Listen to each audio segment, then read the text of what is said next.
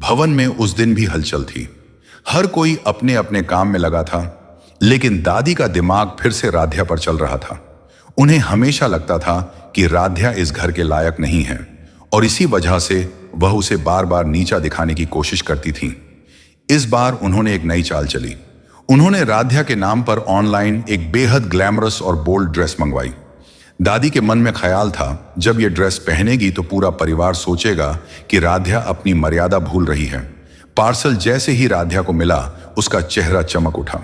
उसने सोचा, प्रथम ने मेरे लिए मंगवाया है, इसका मतलब है वो मुझे सच में पसंद करने लगे हैं। उसने ड्रेस पहन ली और आईने के सामने खड़ी होकर खुद को देखने लगी। उसकी आंखों में खुशी और हल्की सी लाज थी।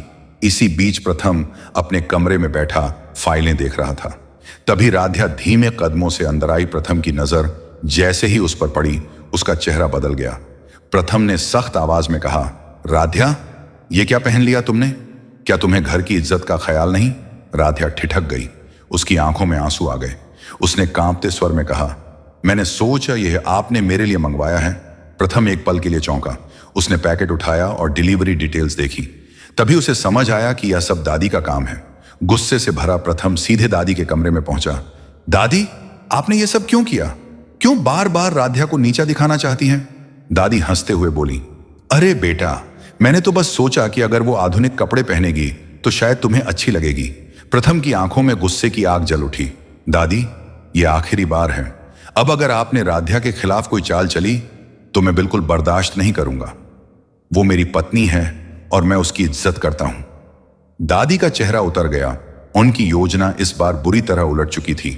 प्रथम तुरंत वापस राध्या के पास आया। राध्या एक कोने में आंसुओं से भरी खड़ी थी।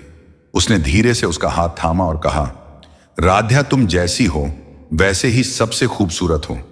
तुम्हें किसी के लिए खुद को बदलने की जरूरत नहीं है।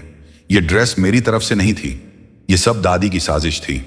राध्या हैरान रह गई, लेकिन उसके दिल को सुकून मिला कि प्रथम ने सच जान लिया है और उसका साथ दे रहा है। उसकी आंखों से खुशी के आंसू बह निकले। प्रथम ने मुस्कुराते हुए कहा, अब ये आंसू पोंछ दो। तुम्हारी मुस्कान ही इस घर की असली रौनक है राध्या। हल्की मुस्कान के साथ उसके गले लग गई। कमरे में एक सुकून भरी खामोशी छा गई। दूसरी तरफ दादी अपने कमरे में तिलमिला रही थी। उन्होंने सोचा था कि उनकी चाल से राध्या अपमानित होगी, लेकिन इस बार उनकी चाल ने राध्या और प्रथम के रिश्ते को और मजबूत बना दिया।